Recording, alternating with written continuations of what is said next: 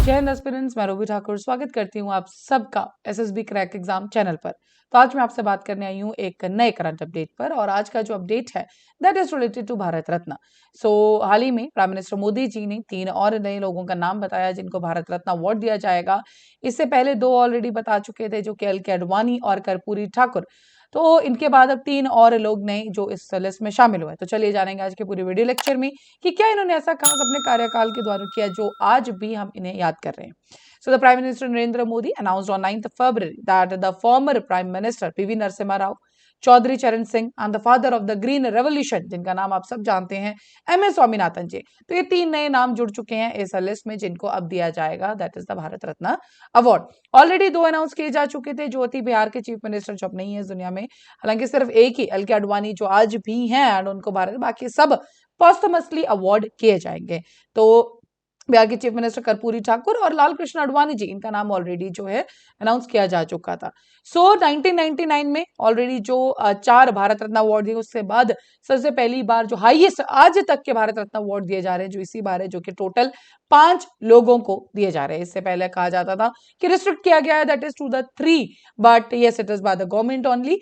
इस बार 5 ऐसे नए नाम जिनको दिया जा रहा है भारत रत्न अवार्ड। जानते हैं भारत रत्न अवार्ड के बारे में, हम सब जानते हैं ये एक हमारे भारत का हाईएस्ट सिविलियन अवार्ड है। 1954 में इसको स्टार्ट किया गया था और उन लोगों को दिया जाता है जिनकी एक एक्सेप्शनल सर्विस रहती है किसी भी पर्टिकुलर फील्ड के अंदर, तो उसी चीज को रिकॉग्नाइज करने के लिए इस अवार्ड को दिया जाता है। Without any distinction of the race, occupation, position, sex is eligible for these particular awards. साथ ही में जब कोई इसमें कोई फॉर्मल रिकमेंडेशन इसमें नहीं दी जाती है, प्राइम मिनिस्टर ही इसका नाम नॉमिनेट करते हैं एंड जिसको भी भारत रत्न अवार्ड दिया जाता है उसको मिलता है एक सन जो कि एक सर्टिफिकेट जिसको साइन किया जाता है by the president and the medallion, जिनको ये अवार्ड दिया जाता है एंड इसके अंदर कोई भी मॉनेटरी ग्रांट नहीं होती है। And this has been considered as the highest civilian award for the country. अब चलिए जानते हैं सबके बारे में एक एक करके कि ऐसा क्या खास था इनके कार्यकाल के दौरान। सबसे पहले नाम है जो पीवी नरसिम्हा राव, इनका नाम आपने सुना होगा। तो इनका पूरा नाम है Pamulaparthi Venkata Narasimha Rao. She was a distinct, जो प्राइम मिनिस्टर मोदी ने जब इनके बारे में बात की, जब इनका नाम अनाउंस किया गया फॉर द भारत, तो ये थे उनके कुछ शब्द। As a distinguished scholar and the statesman, Narasimha Rao Garu served India extensively in the various capacities. His visionary leadership was instrumental in the making India economically advanced, laying a solid foundation for the country's prosperity and the growth. तो ये कहा गया PV Narasimha Rao ji के बारे में। अब बात करते हैं इनकी। सबसे पहले तो ये चीफ मिनिस्टर रह चुके थे आंध्र प्रदेश के, दैट इज इन ईयर 1971, और ये थे हमारे भारत के 9वें प्राइम मिनिस्टर और जिनका कार्यकाल था दैट इज ड्यूरिंग 1991 टू 1996। इनको father of the economic reform से आज तक हम जानते हैं कि is the father of the economic reform. सबसे पहले काम जो इन्होंने किया था उस पर्टिकुलर टाइम पे वो था लाइसेंस राज सिस्टम जो था उसके सारा का सारा इन्होंने हटवा दिया था। ब्यूरोक्रेटिक प्रोसेस को इन्होंने बहुत ज्यादा स्ट्रीमलाइन किया, क्योंकि इनका विश्वास ये था कि अगर हमारी ब्यूरोक्रेसी जो है वो स्ट्रांग रहेगी तो हमारा जो पर्टिकुलर बेस हर एक चीज में जो एडमिनिस्ट्रेशन है पूरे देश का वो ऑलरेडी स्ट्रांग रहेगा। इन्होंने ब्यूरोक्रेटिक प्रोसेसेस में बहुत ज्यादा काम किया था। कॉम्पिटिटिवनेस ऑफ इंडियन इंडस्ट्रीज, जैसे कि मैंने बात की, liberalisation of a trade and all, ये सब चीजें भी इन्हीं के द्वारा की गई है। Liberalise trade and integrate Indian economy with the global market. Yes, जो मैं लिबरलाइजेशन की बात कर रही हूँ, ताकि इंडियन इंडस्ट्रीज को जरूर इन्होंने एक ताकि वो और ज्यादा बढ़ सके, एक कंपटीशन स्पिरिट उनको मिले, उसी चीज के लिए लिबरलाइज किया गया था पर्टिकुलरली। बिकॉज जैसे ग्लोबल हमारे पास इंडस्ट्रीज आएंगे, so for sure there will be the increase in the competition and competition ultimately leads to you to the efficiency. Look east policy specifically Asian nations के साथ अपने जो संबंध बायलैटरल रिलेशंस जो इन्होंने स्टार्ट किया था, वो सबसे पहले काम भी इन पीवी नरसिम्हा राव द्वारा ही किया गया था। 73rd एंड 74th अमेंडमेंट जो आज तक एक लोकल गवर्नेंस के लिए आज भी इन अमेंडमेंट्स को याद किया जाता है, जो एक बेस ग्रास रूट लेवल पे जो पॉलिटिकल सिस्टम हमारा एनहांस हुआ था वो भी इन्हीं के द्वारा, इन्हीं के कार्यकाल के द्वारा आया था। That was in the 73rd and 74th amendment. Panchayati Raj institution, municipalities, इन सब के बारे में आप जानते हैं। He was also called as the Indian nuclear program. Even जो अटल बिहारी वाजपेयी ने इनको कहा था father of the Indian nuclear programme, because जो he was the only prime minister, he was the only person उस पर्टिकुलर टाइम पे जिन्होंने इस पूरे के पूरे टाइम में इंटरेस्ट दिखाया था। Even culminating the Pokhran nuclear test in 1998। Yes, he was totally involved in that particular case. साथ ही में बट एक ऐसा था जो कि बाबरी मॉस्क डिमोलिशन, वो भी इन्हीं के टाइम पे हुआ था। एंड उस टाइम पे इतना ज्यादा कम्युनल वायलेंस हुआ because Hindu and Muslim, that was the case जो आप सब जानते हैं। सो that was all also during his particular time.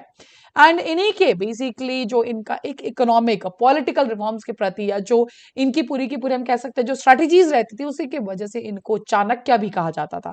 So Rao's political acumen earned him the moniker that is the Chanakya for his adeptness in navigating economic and the political reforms through a challenging parliamentary landscape, particularly during his tenure leading a minority government. So yes, ये थे कुछ खास बातें PV Narasimha Rao, and इन्हीं चीजों को याद करते हुए और इन्हीं चीजों के ऊपर बात करते हुए आज इनको भारत रत्न के लिए सिलेक्ट किया गया। नेक्स्ट अगला नाम जो हमने देखा था सूची में, that was the Chaudhary Charan Singh. So he was also the former prime minister and prominent Jat leader hailing from the western UP, known for his, and इनका जो सबसे ज्यादा नाम जानते हैं that is towards the agriculture and specifically for the rights of the farmers and their welfare during an era anti-Congress politics, during an era when the party held the dominant influence. This honor is dedicated to his incomparable contribution to the country. His dedication to our farmer brothers and sisters and his commitment to democracy during the emergency is inspiring to the entire nation. और ये कहा इनके बारे में prime minister Modi ने जब इन्होंने इनके बारे में कहा कि yes, he'll be awarded with the Bharat Ratna award. So ये था इनके वर्ड्स जो कि हमारे मोदी जी के द्वारा। बात करते हैं इनके बारे में भी। So he was the Prime Minister of India from 28 July 1979 to 14 January 1980 तक। एंड ये जब पॉलिटिक्स में एंटर हुए थे that was during the national movement, and उस पर्टिकुलर टाइम पे he was elected to the assembly from the village that is the Chhaprauli in 1937। इनका जो मेन कंसर्न, जैसे कि मैंने आपको स्टार्टिंग में बताया, that is the towards the right of the farmers, means village economy के ऊपर इनका बहुत ज्यादा ध्यान रहता था। बिकॉज इनका भी मानना ये था कि अगर हमारा जो इकोनॉमी है, particular grass root village economy, farmers के राइट्स स्ट्रांग रहेंगे तो अपने आप एक जो स्ट्रांग नेशन है हम अपने सामने देख पाएंगे। बिकॉज जिस टाइम पे ये शॉपिंग थे, जिस टाइम पे ये थे, उस टाइम पे एक हमारा बेस है कंट्री का, इकोनॉमी में बात कर लीजिए, नॉर्मल एम्प्लॉयमेंट की बात कर लीजिए, that was only the agriculture. So political position against exploitation of peasants by big landlords, because we all know उस पर्टिकुलर टाइम पे zamindar system, landlordism, money lenders का एक्सप्लॉइटेशन, ये सब बहुत ज्यादा चलता था। तो उसके खिलाफ जो पॉलिटिकल उस पर आवाज किसी ने उठाई, so that was the Chaudhary Charan Singh. Efforts for keeping agriculture at the centre of planning for India, agriculture ये चाहते थे कि सेंटर बिल्कुल, एंड उन्होंने उसके लिए काम भी बहुत साथ किया। डेप्ट रिडेम्पशन बिल 1939, एंड इससे जो ये बिल लेके आए थे, जिसको बनाया गया था फाइनलाइजेशन स्टेज तक, चौधरी चरण सिंह जी का बहुत बड़ा योगदान रहा था। रीजन बिंग, इस बिल के आने के बाद ही पर्टिकुलरली फार्मर्स को जो मनी लेंडर्स का जो सारा एक्सप्लॉइटेशन था, उससे बहुत ज्यादा राहत मिली थी। लैंड होल्डिंग एक्ट 1960 में जो आया था, उसके अंदर भी इनका बहुत बड़ा योगदान। सीलिंग्स फिक्स कर दी गई थी ताकि कोई भी ऐसा ना हो जो बहुत ज्यादा डोमिनेट, तो लैंड होल्डिंग पर्टिकुलर पूरा सीलिंग फिक्स किया गया था। एंड ये भी जो योगदान था, that is by him only, Chaudhary Charan Singh. Books and pamphlets जो इनके द्वारा लिखी गई थी, कुछ abolition of zamindari, cooperative farming X-rayed, India's poverty and its solution, peace and proprietorship और land to the workers, prevention of division of holdings below a certain minimum. So yes, जैसे कि लैंड सीलिंग पे काम किया, डेप्ट के लिए काम किया फार्मर्स के लिए, सो उसी के बाद इनकी ये सारी चीजें, उसी पर इनके बुक्स और पैम्फलेट्स भी लॉन्च किए गए थे। सो यस, इनका जो योगदान था उस पर्टिकुलर टाइम एग्रीकल्चर के लिए, फार्मर्स के लिए, उनके राइट्स के लिए, बिकॉज हम सब जानते हैं, अगर हम हिस्ट्री में बात करें, सो यस, फार्मर्स को बहुत ज्यादा एक्सप्लॉइट किया गया था, उनके राइट्स मनी लेंडर्स के द्वारा, जमींदारी सिस्टम, ये सब चीजें बहुत ज्यादा थी। एंड यस, उसी दिशा में किसी ने काम किया, so that was the Chaudhary Charan Singh. And आज हम उसी चीज को याद करते हुए इनका जो नाम आया, that is for the Bharat Ratna award. Now next is the MS Swaminathan. या बचपन से पढ़ते हैं, the father of the green revolution, that is MS Swaminathan. So contributions towards the agriculture and the welfare of the farmers revolutionized the Indian agriculture, food security, self reliance, ये सब कुछ इनका ही योगदान है। पूरा नाम इनका मोनकॉम संभावसन स्वामीनाथन। रिसेंटली ये इनकी डेथ हुई थी, that is 2023, and he was also called as the father of the green revolution. बात करें इनके बारे में तो 1970s की अगर जब बात करें, तो उस टाइम पे जो हमारा देश है, बिल्कुल जो फूड हमारा इंपोर्ट होता था, ग्रेन्स इंपोर्ट होता था, उसके ऊपर बहुत ज्यादा रिलाई करता था। और कुछ भी अगर ग्लोबल लेवल इशू होता तो डायरेक्टली वो हार्म करता था हमारे फूड सिक्योरिटी को। उसी चीज को देखते हुए एम एस स्वामीनाथन जी लेके आए थे अलग अलग इनिशिएटिव्स फॉर द पर्टिकुलरली हमारे देश के लिए। एंड इसी के बाद इनका नाम आया था for the father of the green revolution. इनसे इस टाइटल के साथ इनको नवाजा गया। So changes introduced farming in the 1960 and 1970 and उसके बाद ही हमारे देश के अंदर जो फूड सिक्योरिटी था वो एस्टैब्लिश हुआ.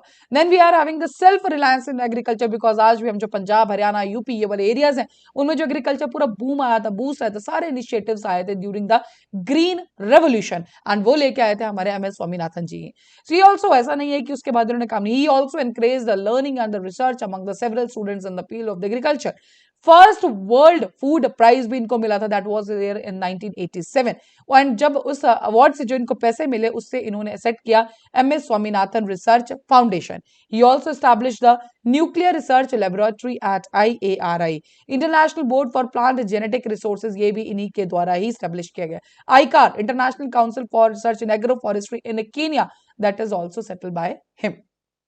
Swaminathan also co-chaired the United Nations Millennium Projects on the Hunger from 2002 to 2005 and he was also the head of the Pugwash Conference on the Science and the World Affairs between 2002 and 2007. National Commission of Farmers उसके जो constitute हुआ था 2004 के उसको भी इन्होंने ही chair किया था. He was also the Rajya Sabha member, जो हमारे प्रेसिडेंट थे APJ अब्दुल कलाम जी, उन्होंने ही इनका नाम नॉमिनेट किया. That is he was the Rajya Sabha member from 2007 to 2013. बात करें इनकी एक सोच पे, तो इनका मानना यह था कि अगर एग्रीकल्चर फेल हो जाता है देश का तो सब कुछ फेल हो जाएगा. जैसे हमने चौधरी चरण सिंह जी के बारे में भी बात की कि उनका मानना यह था कि जो मेन हमारा बेस है grass root level, that is our agriculture only.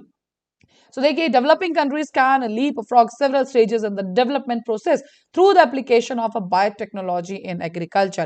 Ramsay Magsaysay Award 1971 में, Albert Einstein World Award of Science 1986 में, Padma Vibhushan 1989, World Food Prize 1987 and finally he is getting the Bharat Ratna Award in हमारा 2024 जो कि है हमारे India का, भारत का सबसे highest civilian award. Already 254 scientific papers ये जो पब्लिश कर चुके हैं in the crop improvement, genetics में, इन सब चीजों में इनका काम था.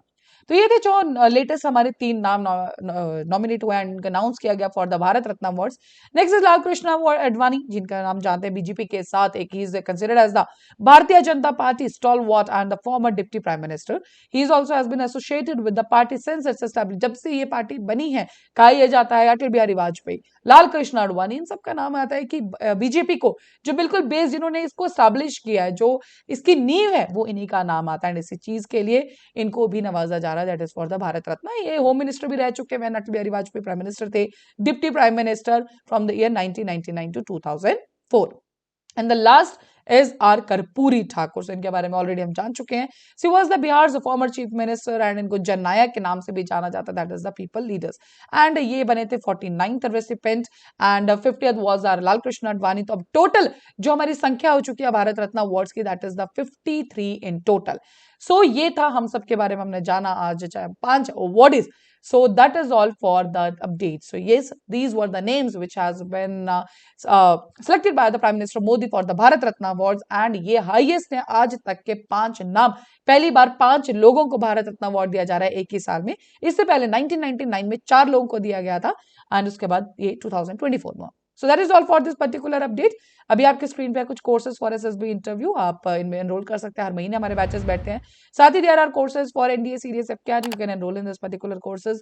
While enrolling you can use discount code warrior10. जैसे आप इस कोड को यूज करेंगे you will get 10% off on that particular course.